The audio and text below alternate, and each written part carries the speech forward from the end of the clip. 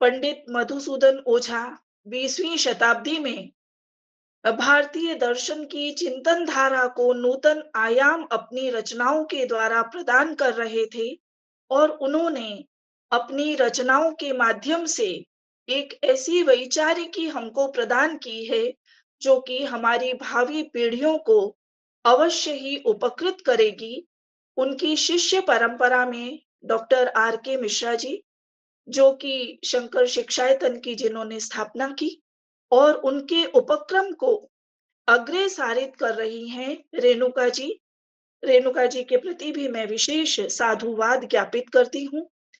मुझे ये सौभाग्य प्राप्त हुआ कि मैं जयनारायण व्यास विश्वविद्यालय के संस्कृत विभाग में कार्यरत हूँ और इसी विभाग में आचार्य दयानंद भार्गव, जो कि मेरे शोध निर्देशक थे, उन्होंने पंडित मधुसूदन ओझा जी को लेकर एक शोध प्रकोष्ठ की स्थापना 1990 में की थी।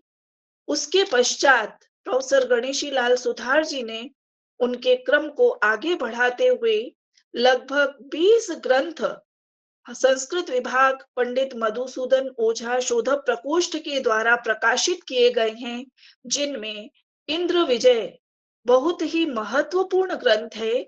1997 में प्रोफेसर लक्ष्मी शर्मा जी के हिंदी अनुवाद सहित इसका प्रकाशन किया गया और समकालीन संस्कृत काव्य के अग्रणी कवि राजस्थान के डॉक्टर कलानाथ शास्त्री जी ने इसका संपादन किया।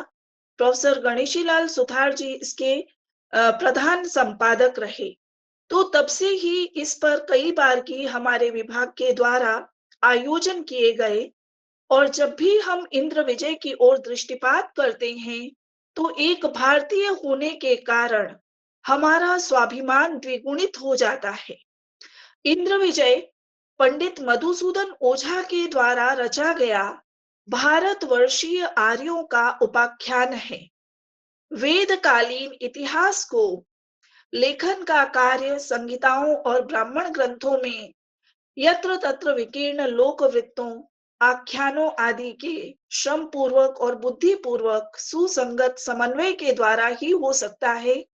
पंडित ओझा ने इसी आधार पर यह निरूपित किया है कि उस युग में साध्य महाराजिक आदि वर्गों में विभाजित देवगण थे, जो विज्ञान संपदा के धनी थे। उन्होंने यज्ञ किए, प्रथम धर्मों का प्रवर्तन किया तथा इतिहास बनाया। इंद्र एक व्यक्ति विशेष नहीं था, वो व्यक्तिवाचक संज्ञा नहीं थी, अपितु एक पद था जो उस युग का सर्वोच्च शासक होता था। अतः प्राचीन भारत का यदि इतिहास लिखा जाए तो उसे इंद्र का इतिहास भी कहा जा सकता है। इसी कारण से पंडित ओझा ने अपने ग्रंथ का नामकरण इंद्र विजय इस रूप में किया है। वेदों में इंद्र वैज्ञानिक तत्व भी है और ऐतिहासिक राजा भी है। ओझा जी ने यह स्पष्ट किया है कि इंद्र वेदों में 14 पृथक संदर्भों में 14 प्रकार से वर्णित है। वस्तुतः ओझा जी का यह प्रातिस्विक अवदान ही कहा जाएगा कि उन्होंने यह भी प्रमाणित किया है कि वैदिक सूक्तों और ऐतिहासिक उल्लेखों के आधार पर आर्यों का सुसंगत इतिहास और वेदों में विज्ञान की स्थापना। तो जो वेदों में इतिहास का निराश करते हैं, उनके लिए भी इंद्र विजय एक सोपपत्तिक स्थापना करने वाला बहुत सुंदर ग्रंथ है। पंडित ओझा जी के द्वारा यह जो इंद्र विजय ग्रंथ रचा गया है, हमारे संस्कृत विभाग पंडित मधुसूदन ओझा शोध प्रकोष्ठ के द्वारा जब इसका प्रकाशन 1997 में किया गया, तो इससे पूर्व ये 2 बार प्रकाशित हो चुका है और दोनों बार जो प्रकाशन हुए हैं वे अद्यावधि अनुपलब्ध हैं। तो 2 बार जो इसमें प्रकाशन हुआ है, पहली बार तो यह 1930 में ओझा जी के शिष्य पंडित आद्यादत्त ठाकुर के द्वारा प्रकाशित किया गया है और उनके जीवन काल में ही इसका प्रकाशन हो गया था। और द्वितीयतः यह विक्रम संवत 2009 में पंडित ओझा के सुपुत्र पंडित प्रद्युम्न शर्मा के द्वारा प्रकाशित किया गया था, जो कि अद्यावधि अनुपलब्ध है। इंद्र विजय के इंद्र विजय 5 प्रक्रमों में विभाजित किया गया है। उसका प्रथम प्रक्रम है भारत परिचय, द्वितीय प्रक्रम आर्य दासीय, तृतीय प्रक्रम विज्ञान भवन, चतुर्थ प्रक्रम दस्यु निग्रह और उसका पंचम प्रक्रम है इंद्र विजय अभिनंदनम, इंद्र विजयाभिनंदनम। जो सबसे पहला भारत परिचय नामक प्रक्रम है, उसमें भारत का नाम, सीमाएं, भाषा, धर्म, विद्याएं आदि निरूपित की गई हैं। आर्यदासीय द्वितीय प्रक्रम में वेद के इतिवृत्तात्मक आख्यानों का विवेचन है।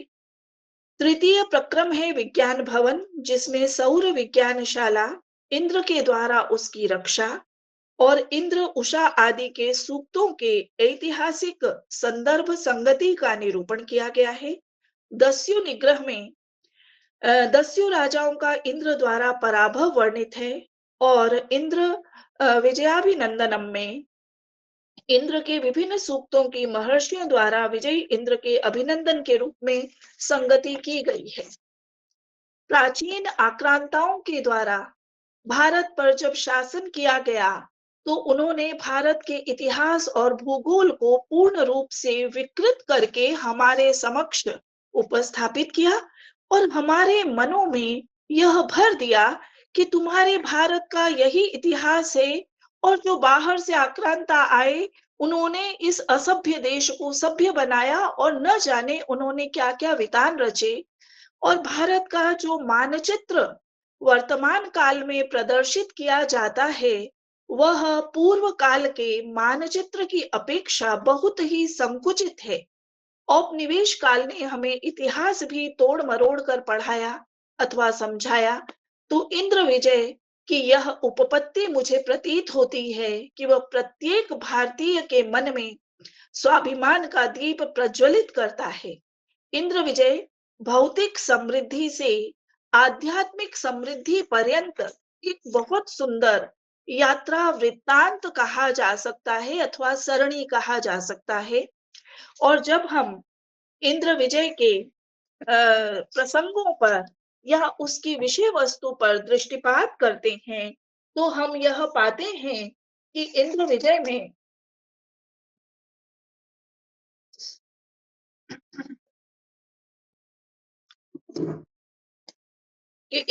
में भारत परिचय प्रकरण में सबसे पहले पंडित ओझा ने त्रैलोक्य प्रसंग निरूपित किया है। 3 प्रकार के त्रिलोकी का वर्णन, यह भी वस्तुतः हमारे नेत्रों को विस्फारित करता है कि यहाँ पर 3 त्रिलोकियां हैं, दिव्य त्रैलोक्य, शारीर त्रैलोक्य और भौम त्रैलोक्य। जब हम दिव्य त्रैलोक्य की चर्चा करते हैं, तो उसमें अग्नि, वायु और इंद्र, इन 3 देवताओं को अधिष्ठाता के रूप में पाते हैं।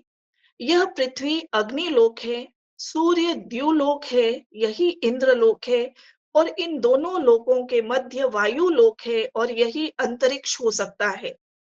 शारीर त्रैलोक्य में उदरलोक, हृदयलोक और शिरोलोक, यह देह त्रिलोकी है। इस देह त्रिलोकी में उदर गुहा अग्निलोक है, उरु गुहा वायु लोक है और शिरो गुहा इंद्र लोक है। समस्त प्राण तत्व इसी शिरो गुहा स्थित इंद्र प्राण द्वारा नियंत्रित रहते हैं। हमारे भारतीय दर्शन का जो सिद्धांत है, यथा अंडे तथा पिंडे, यदि हम शारीर त्रैलोक्य में उसको घटित करते हैं, तो हम ये पाते हैं कि जब ओझा जी उधर गुहा को अग्निलोक कहते हैं, तो हम जितना भी हमारा भुक्त अन्न है, उसका पाचन अग्नि के द्वारा ही होता है और वह जठर में होता है। और जठराग्नि नाम 3 अग्नियों में एक नाम जठराग्नि, जो कि शरीर की अग्नि है, भूख जिसको हम कहते हैं, उस रूप में प्रचलित है। और उरु गुहा वायु लोक है, तो जो वक्षस्थल है, उरस्थल है, उसी से वायु का संचार होता है। समस्त वायु को नियंत्रित करने वाले जो भी शरीर के अंग हैं, वे उरु गुहा में स्थित हैं, इसलिए उसे वायु लोक कहा गया है। शिरो गुहा इंद्र लोक है। समस्त प्राण तत्व इसी शिरो गुहा स्थित इंद्र प्राण द्वारा नियंत्रित रहता है। और हम यह देखते हैं कि जब ब्रेन हैमरेज आदि रोगों के द्वारा सिर अव्यवस्थित हो जाता है, बुद्धि अव्यवस्थित हो जाती है, तो शरीर का कोई भी अंग सुचारू रूप से अपने कर्म को नहीं कर सकता है, क्योंकि बुद्धि के द्वारा जो संकेत प्राप्त होते हैं, उसी से ये शरीर का प्रत्येक अंग संचालित होता है। अन्यथा सब अराजकता हो जाएगी। तो जिस प्रकार से ब्रह्मांड में देवगण हैं, जिनकी कल्पना हमारी पूर्वज आचार्य परंपरा करती है, उसी प्रकार से हमारे देह में भी, शरीर में भी यह पूरा त्रिलोक घटित होता है। और यदि हम शारीर त्रिलोक का ब्रह्मांड के त्रिलोक के साथ पवित्रता से समन्वय करते हैं, तो मुझे ऐसा प्रतीत होता है कि किसी भी प्रकार का शारीरिक रोग कभी भी नहीं हो सकता है। भौम त्रैलोक्य, इसमें यह कहा गया है कि मनुष्य, तिर्यक योनि और देवता, ये तीनों ही भौम त्रिलोकी में समाहित है। यह पृथ्वी मनुष्य लोक है, जहां मनुष्य निवास करते हैं। तिर्यक जगत की सृष्टि का लोक अंतरिक्ष लोक है, और द्युलोक देवताओं का लोक है। इसी को भौम त्रिलोकी कहा गया है। पृथ्वी लोक के अधिपति अग्नि है, अंतरिक्ष लोक का स्वामी वायुदेव है, और स्वर्ग लोक का अधिपति इंद्र है। तो तीनों त्रिलोकियों में अग्नि, वायु और इंद्र का किस प्रकार से समन्वय अथवा एक वाक्यता स्थापित की जा रही है, यह वस्तुतः अवधेय है। और यही ओझा जी का एक प्रातिशिक अवदान मुझे प्रतीत होता है, कि वो जो भी सैद्धांतिकी बनाते हैं, वह सैद्धांतिकी उनकी, यदि वे तीन त्रिलोकी में सैद्धांतिकी बनाते हैं, तो वह सैद्धांतिकी जिस प्रकार से दिव्य त्रैलोक्य में घटित होती है, उसी रूप में वह शारीर त्रैलोक्य में घटित होती है, और उसी रूप में वह भौम त्रैलोक्य में घटित होती है। तो ये बहुत ही सुंदर प्रसंग उन्होंने उद्धरण देकर स्थापित किए हैं। इसके पश्चात नामधेय प्रसंग आता है, और भारतवर्ष के 4 नामों पर चर्चा की जाती है। यह वस्तुतः आज के युग में मुझे इसलिए बहुत अधिक प्रासंगिक प्रतीत होता है। अभी कुछ ही समय पूर्व भारत और इंडिया, इनको लेकर चर्चा की जा रही थी, और कहा गया था कि अब हम इंडिया का प्रयोग नहीं करेंगे, अपितु भारत का प्रयोग करेंगे। जब मैंने ये सब पढ़ा, तब मैंने ये सोचा बैठकर कि हम जो कि संस्कृत के विद्यार्थी हैं, हम तो यह जानते हैं कि भारत यह शब्द कैसे बना, इसको भारत क्यों कहा गया, यह भरतों का देश है। तो मैंने मन में मेरे कुछ इस प्रकार का रोमांच हुआ, और मैंने भारत गाथा इस शीर्षक के अंतर्गत लगभग 15 से 20 बंध रचे। उसके बाद जब आप लोगों ने मुझे आदेश दिया कि इंद्र विजय पर आपको चर्चा करनी है, तो मैं वस्तुतः गदगद हो गई, और मैंने उस ईश्वर को धन्यवाद ज्ञापित किया कि मेरे मन में भारत को लेकर जो एक रोमांच था, अब वह रोमांच इंद्र विजय के नामधेय प्रसंग में अपने उत्कर्ष को प्राप्त होता है। क्योंकि भारतवर्ष के 4 नाम, और फिर ये भारत नाम कैसे पड़ा, इसमें 4 मत पंडित ओझा ने मूल उद्धरणों सहित यहाँ पर स्थापित किए हैं। तो भारत नाम क्यों प्रसिद्ध हुआ, इसमें जो मत चतुष्टय है, उसमें ओझा जी ने पौराणिक मत प्रथम, पौराणिक मत द्वितीय, और वैदिक मत तथा लोक मत, 4 प्रकार के मत दिए हैं। और जो वैदिक मत है, उस वैदिक मत की प्रमाण सहित उसका निरूपण किया है, तो उसको 2 भागों में उन्होंने विभाजित किया है। तो जब भारतवर्ष के 4 नामों पर चर्चा होती है, तो यह कहा गया कि यह भारतवर्ष है, यह नाभि वर्ष है, यह आर्षभ वर्ष है, और यह हैमवत वर्ष है। मुझे ऐसा सोचने में आया उस समय कि भारतवर्ष, नाभि वर्ष, आर्षभ वर्ष और हेमवत वर्ष, इन चारों नामकरणों की क्या उपपत्ति हो सकती है। परंतु जब मैंने इसको आगे पढ़ा तो मैंने ये जाना कि यह भारत जब नाम पड़ा, भरत के नाम से नाम भारत पड़ा, तो भरत के जो पूर्वज हैं, उन पूर्वजों के नामों में कहीं न कहीं हमको हेमवत, आर्षभ और नाभि इत्यादि का प्रसंग प्राप्त होता है। तो ये जो 4 नामकरण किए गए हैं, इन नामकरणों की उपपत्ति भी ओझा जी ने स्पष्टतः तो नहीं परंतु प्रकारांतर से दे दी गई है। यदि हम ऐसा पूर्व पक्ष बनाते हैं, तो हम ओझा जी के ग्रंथ में नामधेय प्रसंग में ये पाते हैं कि उन्होंने हैमवत वर्ष क्यों कहा, उन्होंने नाभि वर्ष क्यों कहा, उन्होंने आर्षभ वर्ष क्यों कहा और भारत वर्ष क्यों कहा। तो भारत शब्द के व्यपदेश में 4 जो मत दिए गए हैं, उनमें सबसे पहले पौराणिक मत दिया गया है। और जब पौराणिक मत देते हैं, तो वे ये बताते हैं कि केवल मार्कंडेय पुराण में ऐसा नहीं कहा गया, अपितु स्कंद पुराण में भी कहा गया है, विष्णु पुराण में भी कहा गया है और उनमें कहीं-कहीं थोड़ा-सा भेद है और कोई जो है वो पूर्वजों की श्रृंखला किसी अन्य नाम से प्रारंभ मानता है और कोई पूर्वजों में दूसरे नाम से उसको प्रारंभ करता है। सबसे पहले उन्होंने ये कहा कि स्वयंभू मनु के आग्नेत्र नाम के पुत्र हुए। आग्नेत्र की नाभि, क्योंकि नाभि वर्ष भी उन्होंने नाम दिया है। फिर नाभि के ऋषभ हुए और उनके पुत्र भरत हुए, जिनका यह देश हुआ, अर्थात इन्हीं भरत के नाम से यह देश भारत कहलाया। दूसरा मत देते हुए वे कहते हैं कि हे द्विज, आग्नेत्र के पुत्र नाभि हुए, उनके पुत्र ऋषभ, ऋषभ के भरत नामक पुत्र हुए और जो 100 पुत्रों में सर्वश्रेष्ठ थे। हिम नाम का दक्षिण वर्ष अर्थात हेमवत वर्ष नाम का देश पिता ने भरत को दिया। उस भरत नाम के महात्मा के नाम से ही यह भारतवर्ष प्रसिद्ध हुआ, मार्कंडेय पुराण ऐसा कहता है। तो हम लोग अभी तक, जब तक कि हमने इंद्र विजय को नहीं पढ़ा था, हम ये मानते थे कि दुष्यंत और शकुंतला के जो पुत्र भरत हैं, उनके नाम से हमारे देश का नाम भारत पड़ा। परंतु पंडित मधुसूदन ओझा जी ने यह प्रतिपादित किया कि यह परंपरा बहुत प्राचीन है। यह परंपरा केवल इतनी ही नहीं है, तो यह वस्तुतः अनुसंधान है।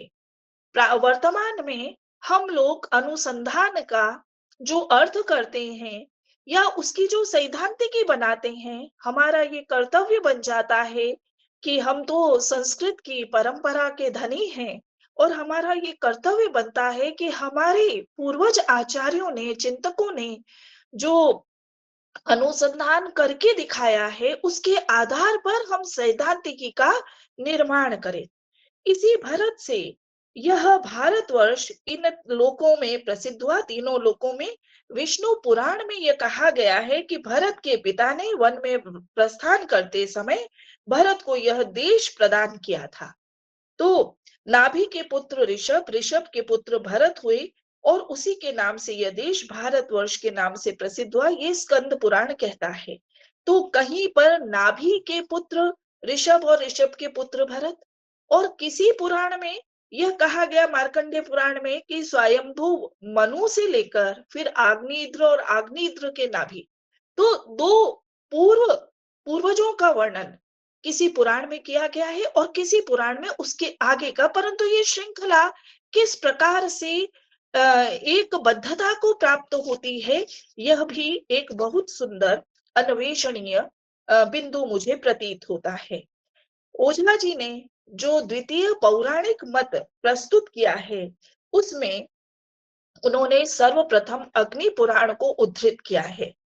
उनका उनका कहना है कि अन्य लोगों के मत के अनुसार जो दुष्यंत और शकुंतला का पुत्र भरत था, वह समस्त शत्रुओं का दमन करने वाला सर्वदमन के नाम से जाना जाता था और उसी के नाम से यह देश भारत देश कहलाया।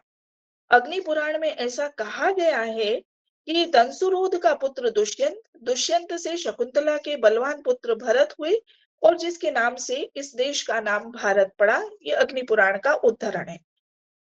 यह भरत जगत विजयी अर्थात चक्रवर्ती था, ऐसा वेद और पुराणों में निरूपित किया गया है। शतपथ के त्रयोदश कांड में यह भरत अश्वमेध यज्ञ करने वाला बताया गया है। तो इस प्रकार के अनेक मत उन्होंने द्वितीय पौराणिक मत के अंतर्गत दिए। सभी का यहाँ पर कथन करने से ये प्रसंग नामधेय प्रसंग पर ही पूरा 1 घंटा आराम से बोला जा सकता है, परंतु मुझे श्रोताओं के धैर्य की परीक्षा भी नहीं लेनी है। परंतु मैं सोचती हूँ कि कुछ कुछ जिज्ञासाएं यदि हम जगा पाएंगे तो हमारे सभी विद्वान श्रोता इसको अवश्य ही स्वाध्याय का विषय बनाएंगे। इसके अतिरिक्त बहुत सारे उद्धरण दिए गए हैं और उन उद्धरणों में मुझे ये प्रतीत हुआ कि सबसे महत्वपूर्ण ये उद्धरण है कि इसी भरत के नाम से यह देश भारत कहलाया, ऐसा संसार भर में प्रसिद्ध है। पौराणिकों के मत में इस प्रकार भरत की प्रशंसा में अनेक उक्तियां कही गई हैं। इसी भरत के नाम से यह देश भारत नहीं कहलाया, अपितु महाभारत यह कहता है कि भरत के नाम से इस कुल में उत्पन्न होने वाले सभी जन भारत कहलाए। तो जो भरत के कुल में उत्पन्न है वो भारत। तो महाभारत के आदि पर्व में कहा गया है कि तब राजा दुष्यंत ने शकुंतला के पुत्र भरत को उसके नाम से अर्थात भारत नाम से युक्त करके युवराज पद पर अभिषिक्त किया। तो इस प्रकार से यह द्वितीय पौराणिक मत संक्षेप में मैंने आपके समक्ष रखा। तृतीय मत है वैदिक मतानुसंधान। इस वैदिक मत का परीक्षण करते हुए ओझा जी कहते हैं कि वैदिकों का यह मत है। वहां पर वैदिकों के मत में उन्होंने अग्नि को ही भरत कहा है। अब आप देखिए कि यहाँ पर भरत जो है वो बिभर्ति इति भरतः ऐसा कहीं प्रतीत होने लगता है कि जो धारण करता है वो भरत है। तो भरत व्यक्ति विशेष के नाम से भी कहीं प्रचलित हुआ है, कहीं पद विशेष के नाम से प्रचलित हुआ है और कहीं वह निर्वचन की अपेक्षा से प्रचलित हुआ है। तो यह भिन्न भिन्न मतों को जो उन्होंने प्रस्तुत किया, मैंने जब इन सब का अध्ययन किया तो मुझे ये प्रतीत हुआ कि भरत शब्द के कितना व्यापक विशदन उसके अर्थ का किया जा सकता है। ये पंडित ओझा का मौलिक योगदान है। पंडित ओझा का यह भी मौलिक योगदान है कि वे जो भी बात कहते हैं उसको मूल संदर्भों से पुष्ट करते हैं।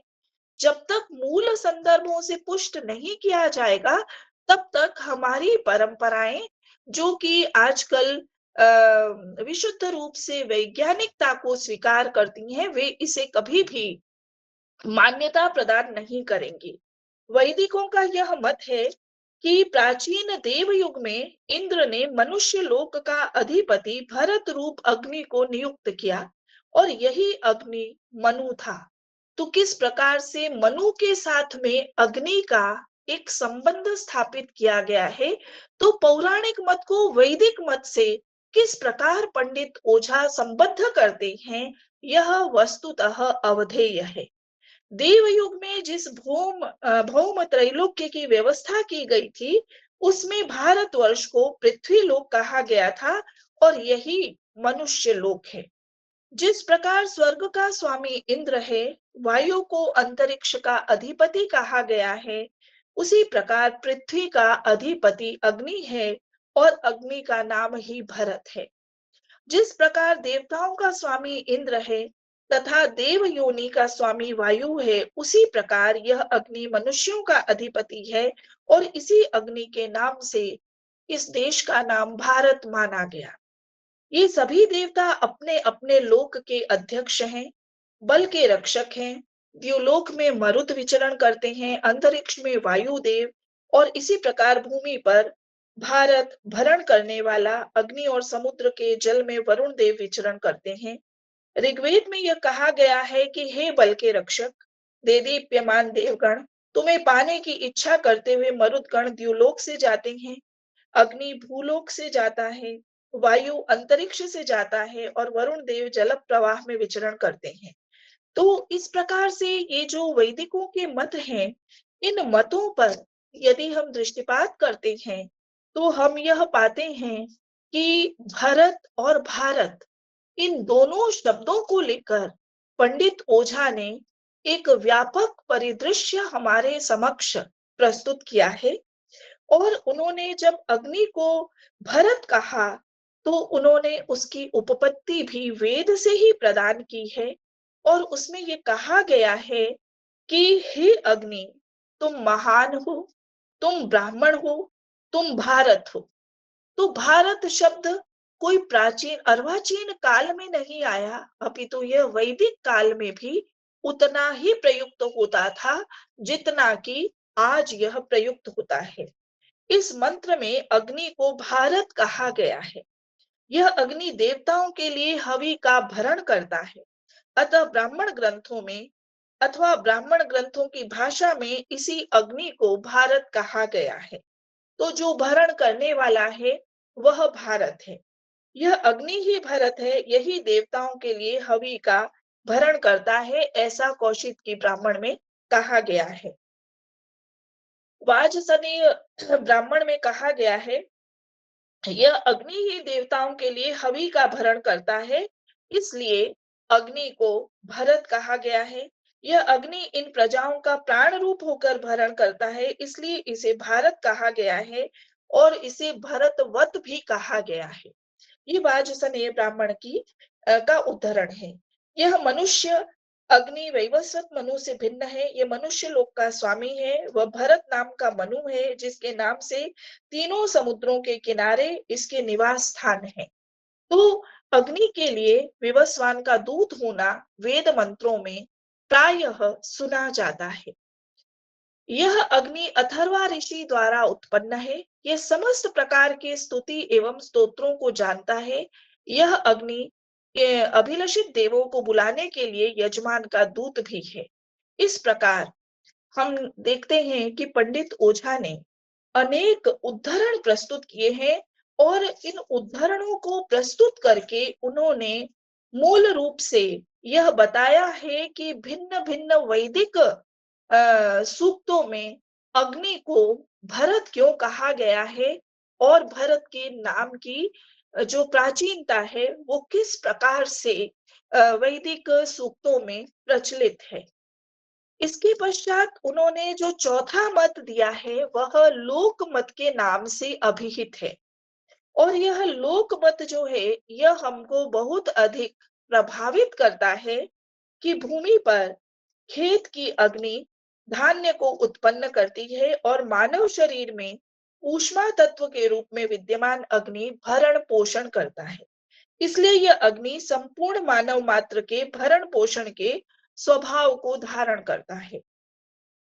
हम दानदाता के रूप में वृद्धि को प्राप्त करें, हमारा दातृत्व बढ़े, हमारा ज्ञान और संतति बढ़े, हमारी श्रद्धा समाप्त न हो और हमारे पास देने को बहुत साधन हो। अब हम ये देखते हैं कि नामधेय प्रसंग में इस प्रकार के मंत्र की क्या आवश्यकता है। जब मैंने ये सबको इन सबको पहले पूर्व में भी एक बार हमने जब एक गोष्ठी करवाई थी, तो प्रोफेसर लक्ष्मी शर्मा जी का व्याख्यान था और उस पर मुझे अध्यक्षीय वक्तव्य देने के लिए आदेश हुआ। तब भी मैंने बहुत गंभीर रूप से इसको देखा था और मैं बहुत रोमांचित हो गई थी, क्योंकि यह जो ऐसा मत दे रहे हैं, ये वस्तुतः शुभाशंसा करते हुए भी भारत नाम के यहाँ पर कहीं व्यंजना में उसका निरूपण किया गया है, या ये निरूपण किया गया है कि यदि हम दानदाता के रूप में वृद्धि को प्राप्त करें, यदि हम ये शुभाशंसा स्वयं के लिए करते हैं कि हमारा दातृत्व संवर्धन को प्राप्त हो, हमारी ज्ञान और हमारी संतति अभिवृद्धि को प्राप्त हो, हमारी श्रद्धा समाप्त न हो, तो वस्तुतः ये प्रकारांतर से भारत के लक्षण है।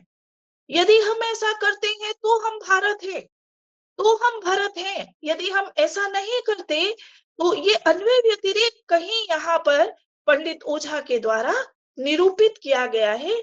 ऐसा मेरा इस इन उद्धरणों को पढ़ने से ये मेरे मन में एक विचार आया है।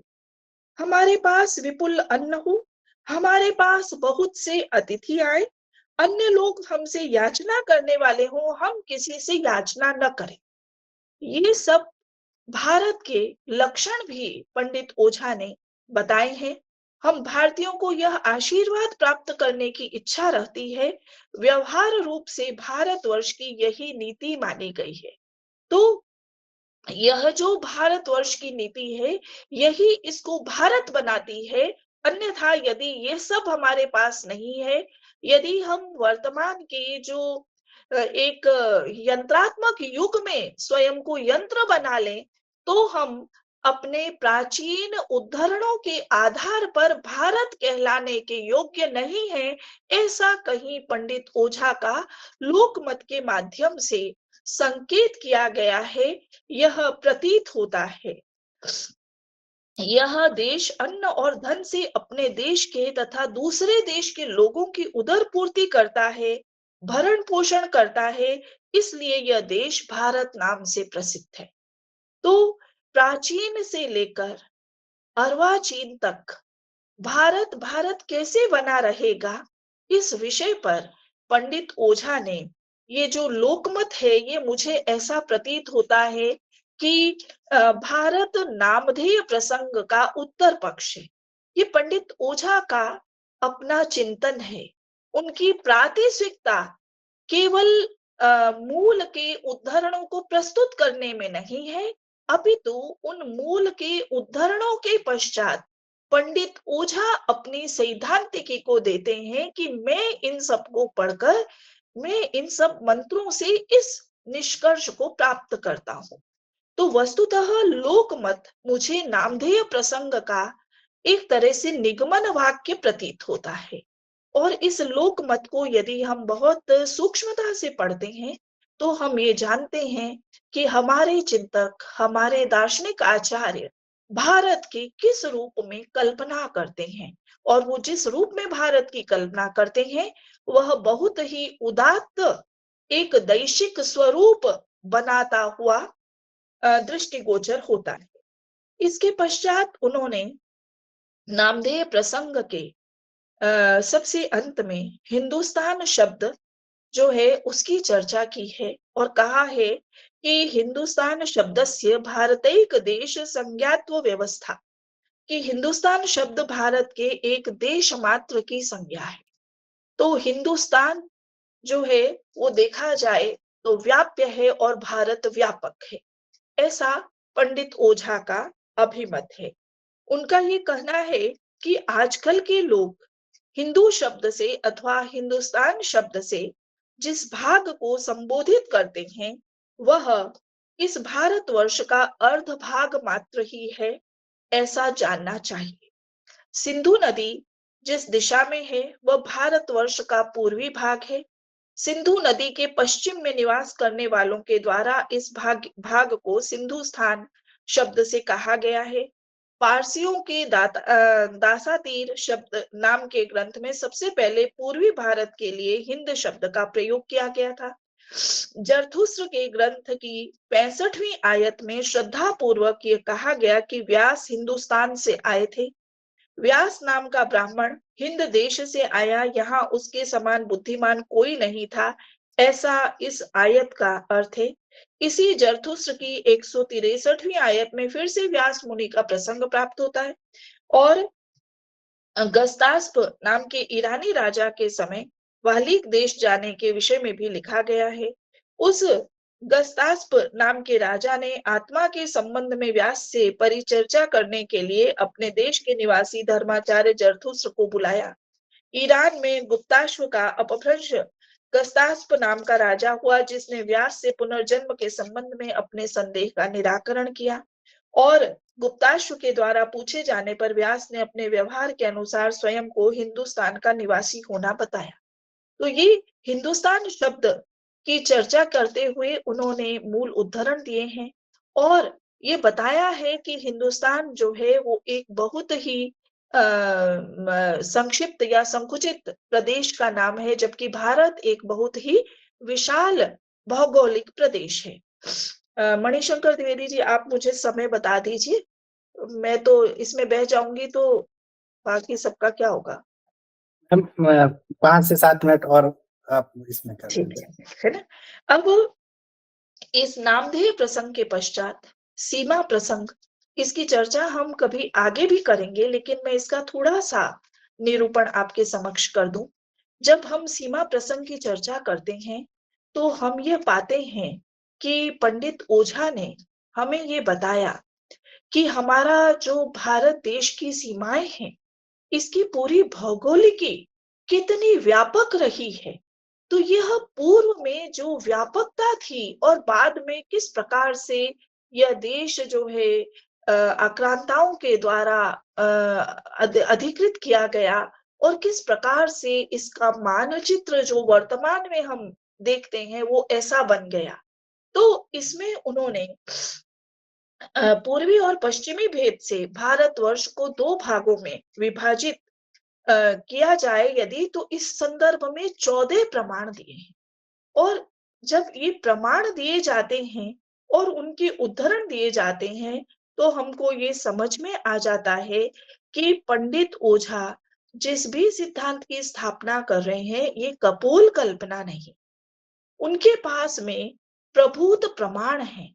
इससे ये भी प्रतीत होता है कि हमारे संस्कृत के आचार्यों ने केवल पौराणिक शास्त्रों को, वैदिक शास्त्रों को ही नहीं पढ़ा, अपितु वर्तमान के जो भी भौगोलीय जो भी शास्त्र थे, वो भी उनके अध्ययन का विषय थे। क्योंकि वे राज पंडित थे, और राज पंडित होने के कारण उनके पास में प्रभुत मात्रा में पुस्तकालय और पुस्तकों की संख्या उनके पास में प्रभुत थी। और यह प्रतीत होता है कि उन्होंने अपने ये अहर्निश स्वाध्याय के माध्यम से ही इस प्रकार के प्रमाणों को उद्धृत किया है, और अपनी जो भारत की सीमाओं के विषय में चर्चा की है, उसको उन्होंने उस रूप में निरूपित किया है। तो पूर्वी और पश्चिमी भेद से जब हम भारतवर्ष को 2 भागों में विभक्त करते हैं, तो पूर्वी और पश्चिमी, ये दोनों पूर्व दिशा में समुद्र तट का जो फारसोवा नाम का देश है, वह प्राचीन काल में भारतवर्ष की पूर्वी सीमा थी। और जो बलूचिस्तान है, जिसे आज वर्तमान में हम अफगानिस्तान कहते हैं, ईरान देश, मेसोपोटामिया, अरब में यवन देश, और उसके पीछे की ओर लाल समुद्र है, निश्चय ही इतना पश्चिमी भारत जानना चाहिए। चीन समुद्र से लेकर लाल समुद्र पर्यंत भारतवर्ष का जो विस्तार बताया गया है, इस संदर्भ में अनेक उन्होंने उद्धरण दिए हैं। इस इंद्र विजय में यदि हम देखते हैं, जो कि हमारे ऊपर आरोपित किया गया है कि इनको लिखना नहीं आता था, तो पंडित ओझा सीमा प्रसंग के बाद में हमारी उस संस्कृति से भी हमको अवगत कराते हैं कि लिपि और भाषा को लेकर उन्होंने बहुत प्रभुत मात्रा में चर्चा की है। इंद्र विजय, मुझे ऐसा प्रतीत होता है, यदि मैं वासुदेव शरण अग्रवाल जी के शब्दों में ये कहूं, उन्होंने पृथ्वी पुत्र पर अपने एक निबंध में ये कहा है कि ये जो राष्ट्र है, ये कोई एक मानचित्र, भौगोलिक मानचित्र मात्र नहीं है, ये मात्र एक इतिहास नहीं है, अपितु जन जन की संस्कृति और जन की भूमि। तो भूमि, जन और जन की संस्कृति, ये तीनों मिलकर किसी राष्ट्र को राष्ट्र बनाते हैं। और इंद्र विजय मुझे उस प्रकार के राष्ट्र की गाथा प्रतीत होती है, जो कि प्राचीन काल में एक महाराष्ट्र था, और इंद्र विजय उसकी महागाथा है, जिसमें जन को, जन की संस्कृति को, जन को और भूगोल को निरूपित किया गया है।